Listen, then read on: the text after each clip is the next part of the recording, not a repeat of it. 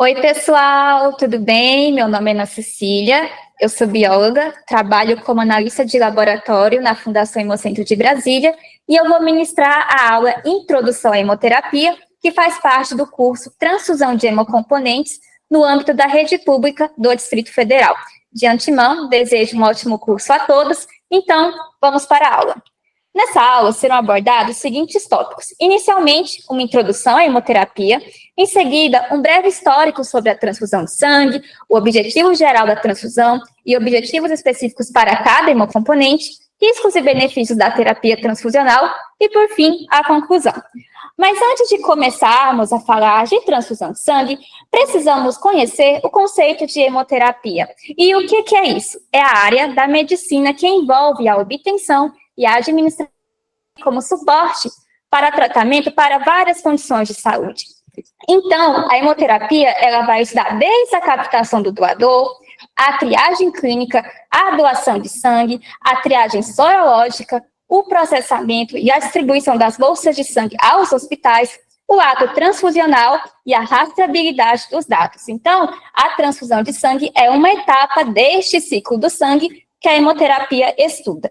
E o que é a transfusão de sangue? É uma terapia de suporte que consiste na administração intravenosa de componentes sanguíneos, que podem ser eritrocitários, plasmáticos ou plaquetários no paciente, com o objetivo de restaurar ou manter as condições clínicas.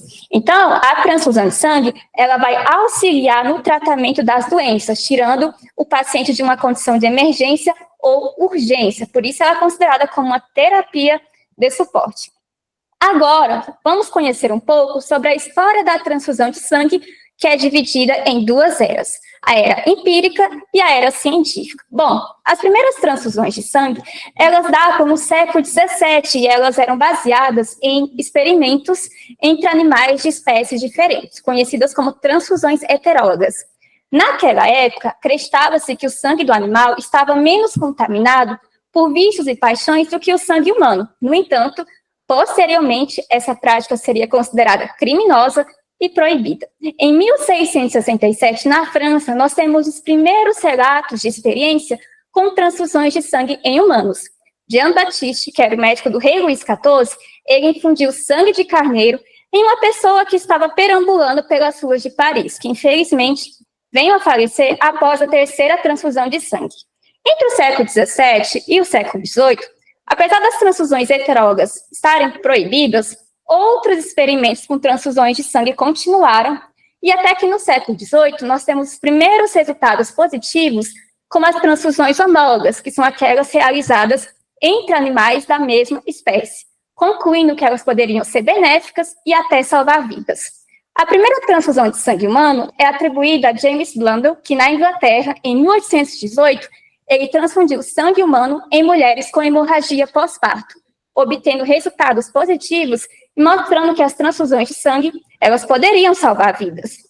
Contudo, naquela época, os procedimentos transfusionais, eles apresentavam alguns problemas. O primeiro era que o sangue coagulava fora do corpo do doador. Então, para tentar solucionar esse problema, as transfusões eram realizadas diretamente utilizando a artéria do doador e a veia do receptor, conhecidas como transfusões braço a braço.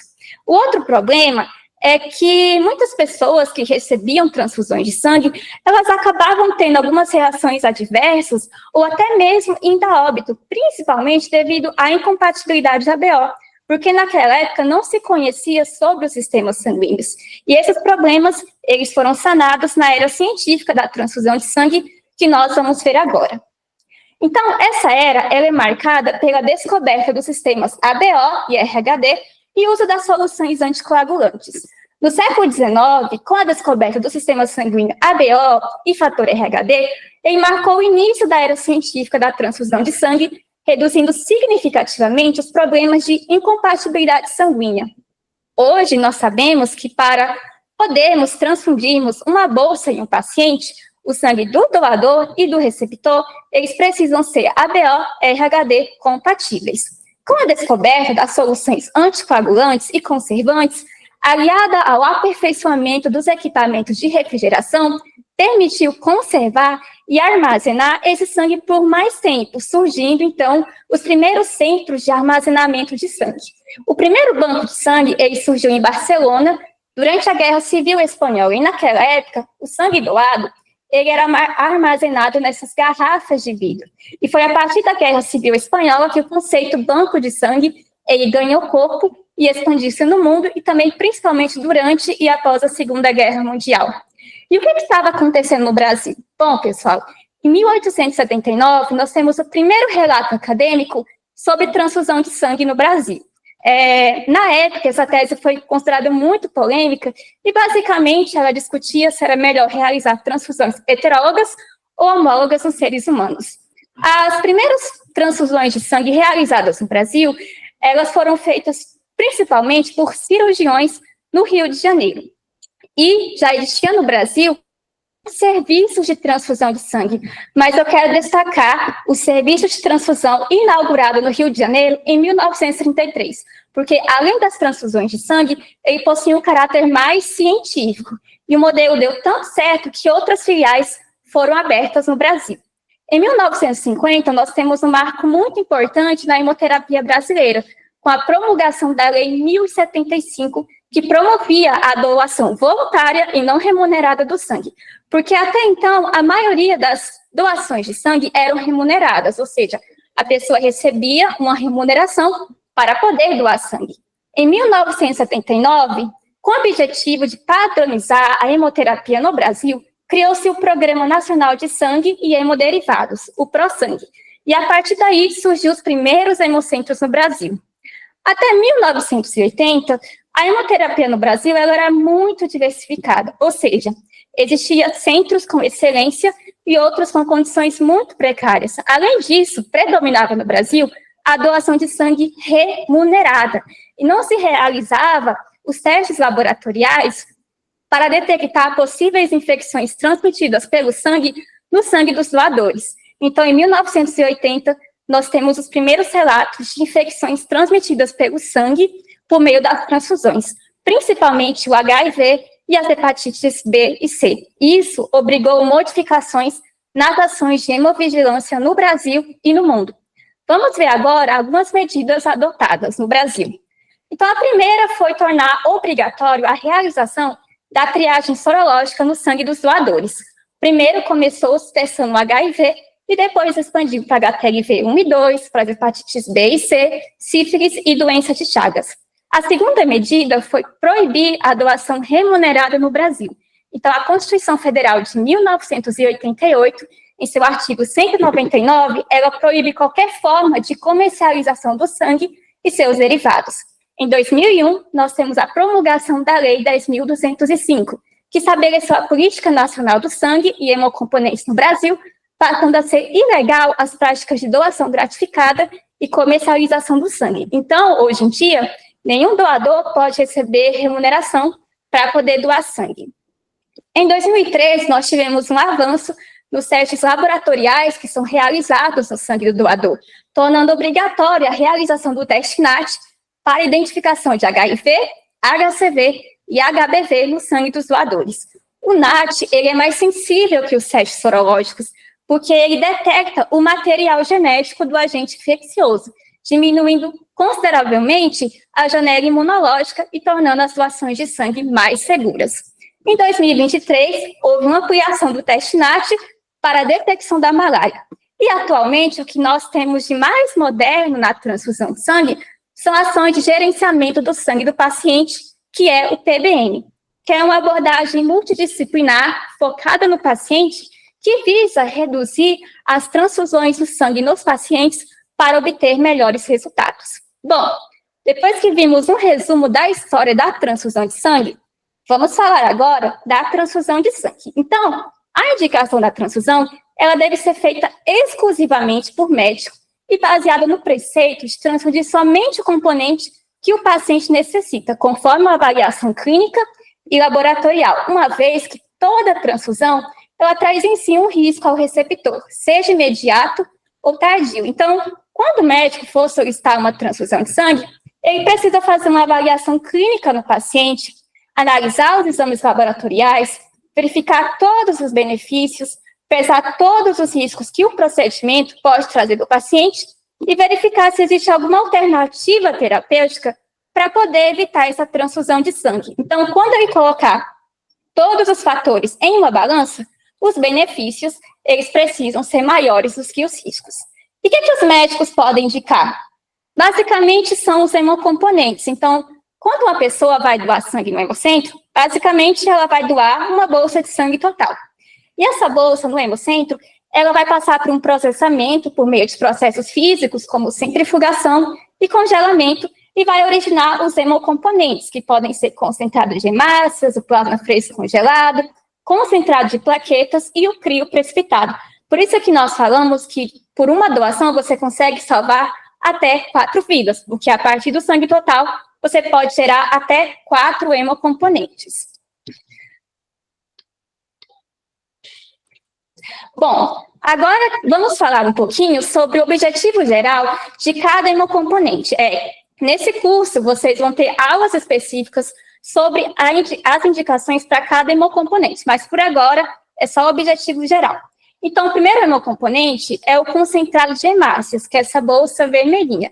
Como o próprio nome já diz, ela é rica em hemácias e é o hemocomponente mais solicitado nos hospitais. Ela, basicamente, é indicada para aumentar a massa eritrocitária, aumentando, assim, a capacidade de transporte de oxigênio no paciente. Então, os concentrados de hemácias, geralmente, eles são solicitados para auxiliar no tratamento das anemias. Lembrando que hemácias não vão tratar as anemias, tá? Elas vão tirar os pacientes de um estado de emergência para que o médico consiga identificar a causa dessa anemia e poder tratar. O segundo hemocomponente é o plasma fresco congelado, que é essa bolsa amarelinha, e ela é rica em múltiplos fatores de coagulação. Basicamente, ela é utilizada em pacientes que estão sangrando e precisam repor esses fatores de coagulação. O terceiro hemocomponente é o concentrado de plaquetas, que é essa bolsa amarela, e ela é rica em plaquetas. Ela é indicada para prevenir ou tratar sangramentos devido à plaquetopenia. E, por fim, nós temos o crio precipitado, que é esse hemocomponente que muitas vezes é esquecido pelos médicos, mas ele é muito importante, porque ele contém glicoproteínas de alto peso molecular, como o fator 8, o fator 13, o fator de von Willebrand e o fibrinogênio. Basicamente, ele é indicado em pacientes que estão com sangramento e precisam repor fibrinogênio. 2 exemplos de que são utilizados muito os crios precipitados nas transfusões maciças e nas cirurgias cardíacas. Bom, quando você, médico, for solicitar uma transfusão de sangue, você precisa ter critérios objetivos para fazer essa solicitação. E por isso que foram elaborados protocolos de indicação de hemocomponentes. Esses protocolos, eles são baseados em evidências científicas e clínicas, e eles informam as indicações e as contraindicações para cada hemocomponente. Por isso, eu sugiro que vocês já comecem a ler esses protocolos. Eles são gratuitos e estão disponíveis na internet. E eu coloquei aqui 3 sugestões que podem ajudar vocês na prática médica. Primeiro é o Guia para o Uso de Hemocomponentes do Ministério da Saúde, e os 2 últimos são os protocolos transfusionais da Secretaria de Saúde do Distrito Federal. Quando vocês começarem a ler os protocolos, vocês vão observar que muitas práticas observadas nos hospitais sobre transfusão de sangue, na verdade, estão desatualizadas. Então, eu coloquei aqui 4 exemplos de conceitos desatualizados em relação à indicação de transfusão, que, na verdade, eles trazem mais riscos do que benefícios aos pacientes. Então, primeiro, é indicar a transfusão de concentrado de hemácias apenas devido à queda de índice hematimétrico, visando a corrigir o exame laboratorial. O segundo conceito desatualizado é indicar a transfusão de concentrado de plaquetas em paciente com dengue e que não está com sangramento só porque as plaquetas do paciente diminuíram. O terceiro conceito desatualizado é indicar a transfusão de plasma fresco congelado para corrigir testes anormais de coagulação na ausência de sangramento. E, por fim, nós temos a indicação de concentrado de hemácias para elevar o nível de hemoglobina para 10 para poder realizar a cirurgia, porque só faz cirurgia se a hemoglobina do paciente estiver igual ou maior que 10. Então, esses 4 exemplos são conceitos desatualizados em indicação de transfusão de sangue. Agora, vamos falar um pouco sobre os benefícios e riscos da transfusão de sangue. O principal benefício da transfusão de sangue é que ela pode salvar vidas, ela tira o paciente de uma emergência. Contudo, é um procedimento que possui riscos associados, que são as reações transfusionais, a possibilidade de transmissão de doenças infecciosas, apesar de atualmente ser muito raro, mas sempre existe um risco residual, a imunomodulação e outras complicações clínicas. O principal risco, sem dúvida, são as reações transfusionais. São várias reações transfusionais, o meu objetivo não é falar dessas reações, até porque vocês vão ter uma aula só sobre reações transfusionais, mas eu queria lembrar para vocês que elas existem e elas podem ter sintomas leves, como uma febre, ou um pruído, urticária, ou até mesmo elas podem ser graves, como uma reação hemolítica aguda imunológica ou transmissão de outras doenças infecciosas. Outros riscos são os efeitos imunomoduladores. Alguns estudos científicos, eles sugerem uma ligação entre a transfusão de sangue e o aumento de riscos de infecção e recorrência de alguns tipos de câncer. E, por fim, nós temos o acúmulo de ferro em pacientes que recebem transfusões crônicas, que são aqueles que recebem transfusões de 15 em 15 dias ou todo mês. Então, um problema da transfusão de sangue é o acúmulo de ferro nos órgãos desses pacientes. Quando vocês forem solicitar uma transfusão de sangue, além dos benefícios e riscos, vocês também precisam levar em consideração a autonomia do paciente e os estoques dos hemocentros.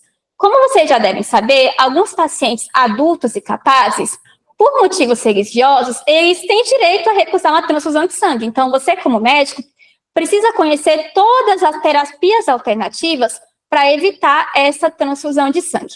E, por fim, nós temos os estoques dos hemocentros. O sangue, ele é insubstituível e ele não pode ser produzido artificialmente. Você não compra sangue em farmácia.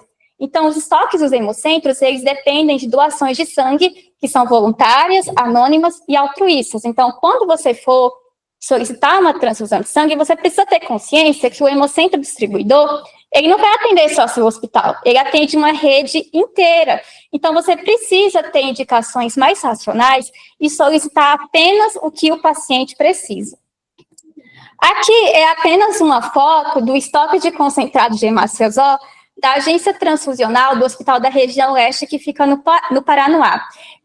Em 5 de novembro de 2024, o nosso estoque de concentrado de hemácias do Grupo O estava apenas 10 bolsas para atender todo o hospital, sendo que nosso estoque estratégico são 17 bolsas. Por isso que é importante que a equipe médica solicite as transfusões de forma mais racional, conforme os protocolos de indicação de hemocomponentes. E, para encerrar essa aula, eu gostaria de deixar a seguinte mensagem. A transfusão de sangue, quando indicada corretamente, sim, ela salva vidas, ela é benéfica. No entanto, ela não pode ser uma resposta automática para corrigir os níveis de hemoglobina, hematócrito ou resultados de exames laboratoriais, como frequentemente ocorria no passado. É importante lembrar que esse procedimento ele não é isento de riscos. Os tempos e conceitos mudaram. Então, vamos solicitar as transfusões conforme os protocolos de indicação de hemocomponentes e de maneira mais racional. Aqui são as referências bibliográficas utilizadas para a formulação da aula. Gostaria de agradecer a todos pela apresentação, desejo um ótimo curso, estou disponível para esclarecimento de dúvidas e perguntas. Muito obrigada.